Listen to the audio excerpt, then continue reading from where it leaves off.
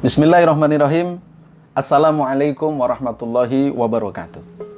Salam NDM, partner Indonesia berdaya mulia.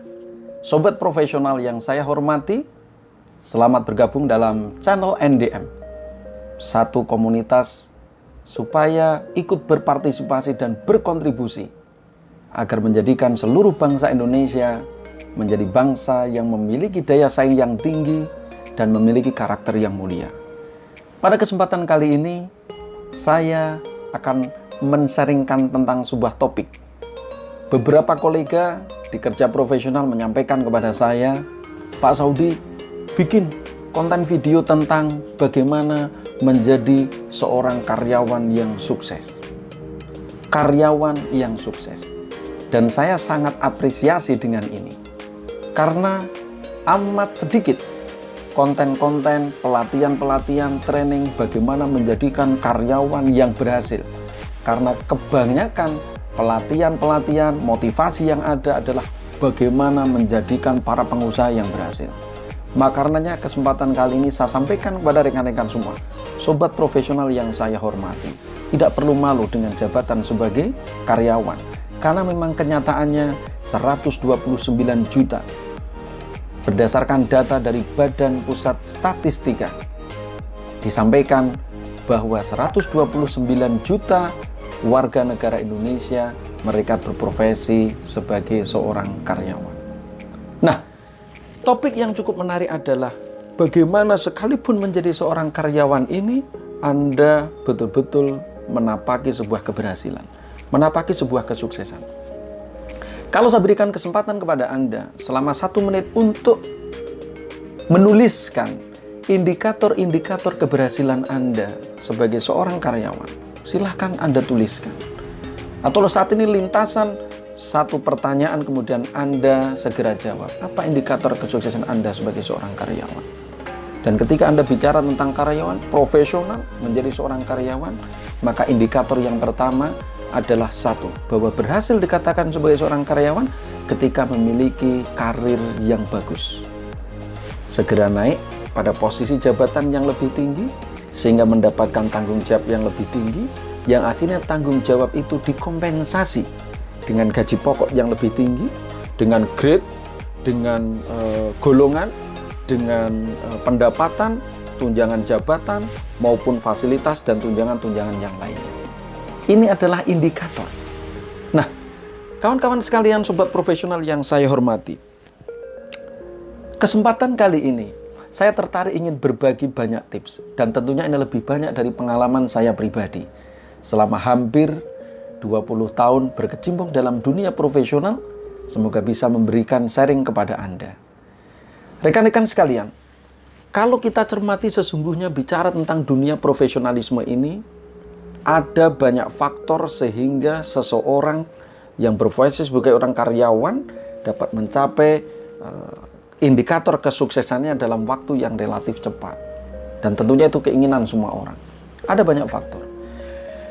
Salah satu faktor yang tidak bisa kita pungkiri adalah bagaimana kita memiliki sebuah daya dari dalam diri kita, memiliki sebuah kekuatan dari dalam diri kita, sehingga dengan kekuatan itu akan menjadikan diri kita lebih cepat untuk bisa menapaki jenjang karir. Dan tidak bisa dilepaskan ini adalah dari peran orang-orang yang berinteraksi dengan diri kita. Kalau kita berbicara tentang diri kita sebagai seorang karyawan, Anda saat ini yang berposisi sebagai seorang supervisor misalnya, maka posisi Anda sebagai seorang supervisor, siapa sesungguhnya orang yang berinteraksi dengan diri Anda, dan semua orang yang berinteraksi dengan diri Anda ini adalah mereka yang akan berkontribusi terhadap bagaimana keberhasilan Anda bisa Anda capai. Tentunya yang pertama adalah atasan Anda. Seorang supervisor memiliki seorang atasan berupa asisten manajer atau seorang manajer. Bagaimana atasan Anda yang saat ini berprofesi sebagai seorang supervisor? Atasan Anda ini akhirnya melihat Anda, kemudian melihat kekuatan Anda, kemudian tertarik kepada Anda, dan kemudian akhirnya dia akan menarik diri Anda. Ketika ada kesempatan pada posisi yang lebih tinggi, atau ketika ada kesempatan untuk mendapatkan penghasilan dan tanggung jawab yang lebih tinggi. Sehingga Anda harus memiliki seni.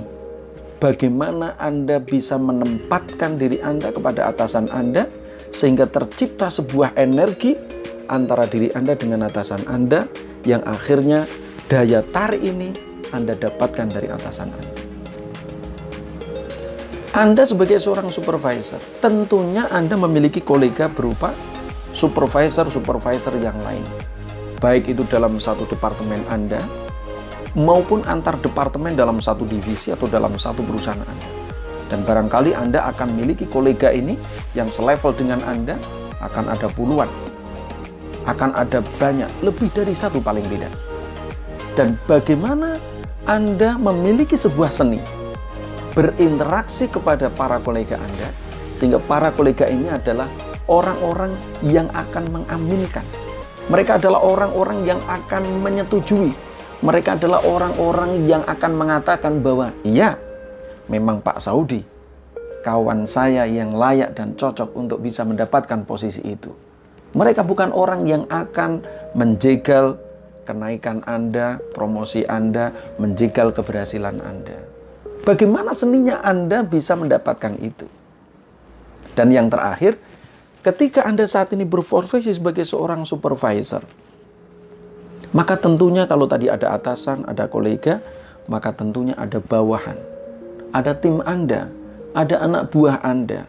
Dan tim Anda, anak buah Anda ini, jangan salah, mereka juga orang yang akan memberikan pengaruh terhadap kesuksesan dan keberhasilan Anda. Karena tentunya kita lihat, bahwa keberhasilan Anda itu adalah karena Anda didukung oleh mereka. Ketika mereka mampu berkontribusi bekerja dengan baik, maka tanggung jawab Anda akhirnya bisa berhasil dan mereka akhirnya akan mendorong diri Anda. Tapi bukan hanya mendorong, ada sebuah kerelaan, ada sebuah kecintaan dari mereka yang kemudian mengunggulkan Anda. Mereka bangga ketika atasan mereka dapat menapaki jenjang karir yang lebih baik.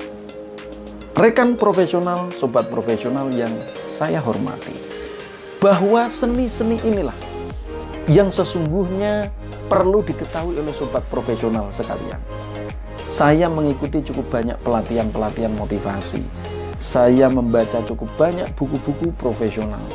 Namun rasanya video ini semoga melengkapi pengetahuan Anda tentang bagaimana seni berinteraksi kepada orang-orang yang berhubungan dengan diri Anda, sehingga mereka ini nanti akan menjadi sebuah kekuatan semesta pada posisi Anda saat ini, yang kemudian akan membantu mencapai tujuan indikator keberhasilan Anda sebagai seorang karyawan. Pada video-video yang selanjutnya, pada video-video yang akan datang, NDM akan mengetengahkan ini. Kita akan mengupas dengan lebih banyak, kita akan mengupas dengan lebih detail bagaimana seni-seni berinteraksi kita kepada atasan. Bahkan kita juga sudah siapkan satu buah buku, semoga nanti bisa terbit, kalaupun tidak berupa e-book yang bisa kita bagikan kepada seluruh sobat profesional sekalian, yang harapannya bisa menjadi sumbangsih kami dari NDM sebagai bagian dari entitas bangsa ini, sehingga mewujudkan 129 juta warga negara Indonesia yang saat ini berprofesi sebagai seorang karyawan. Mereka adalah karyawan yang produktif. Mereka adalah karyawan yang memiliki integritas. Mereka adalah karyawan yang memiliki kemampuan yang akan mematahkan sebuah pandangan yang selama ini terjadi, bahwa produktivitas bangsa Indonesia itu rendah. Jangan, kita adalah sobat profesional. Mari kita mulai bersama dengan NDM ini. Sobat profesional, kalau berkaca kepada bagaimana seni kita berinteraksi kepada atasan, bahwa kami mencatat ada sekurang-kurangnya 26 seni. 26 ini bukan sebuah angka yang sedikit, namun 26 ini adalah sebuah seni-seni yang ketika Anda pahami, kemudian Anda implementasikan, maka Anda akan mendapatkan satu daya tarik dari atasan Anda, sehingga atasan Anda akan menarik diri Anda, kemudian Anda memiliki kesempatan untuk bisa promosi kepada jenjang yang lebih tinggi dengan kekuatan dari seni. Atasan Anda telah berhasil mendapatkan kepercayaan dari Anda. Bagaimana seni agar Anda mendapatkan daya tarik dari atasan Anda? 26 itu saya berikan satu contoh. Saya katakan di sini adalah tentang bagaimana Anda memposisikan diri kepada atasan Anda, bahwa setiap kali Anda bertemu dengan atasan Anda bukan hanya hadir sebagai seorang tim, seorang anak buah yang dengan tangan kosong, dengan pikiran yang kosong. Yang barangkali ini adalah satu tips seni yang banyak terjadi kesalahan dari sobat profesional. Apapun posisi Anda, ketika Anda sedang berhadapan dengan atasan Anda, jangan pernah berhadapan dengan atasan Anda kecuali Anda sudah memiliki sesuatu yang Anda siapkan untuk Anda bawa ke atas meja atasan Anda. Apakah itu ide? Apakah itu gagasan? Apakah itu analisa kondisi atas sebuah problem, sebuah masalah? Ataukah itu sebuah solusi yang akan Anda tawarkan? Nah, satu tips ini saja bagi sobat profesional kita bisa renungkan. Anda bisa renungkan, apakah benar Anda sudah menjadi kategori dari tim yang memiliki karakter seperti ini? Contoh, seni yang pertama. Seni yang kedua, saya katakan di sini adalah bagaimana Anda ketika menjadi seorang supervisor, bekerja kepada asisten manajer Anda atau kepada manajer Anda berperan sebagai pelengkap atas kelemahan dari atasan Anda.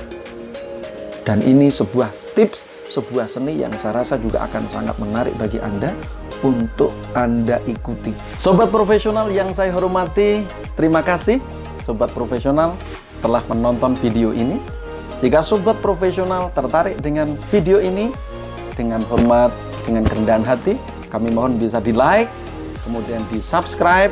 Dan ketika sobat profesional ingin menyampaikan sesuatu, baik berupa pertanyaan atau ide-ide yang lain untuk membangun bangsa kita supaya menjadi bangsa dengan produktivitas yang tinggi, karakter yang mulia, jangan lupa ditulis di kolom komentar di bawah.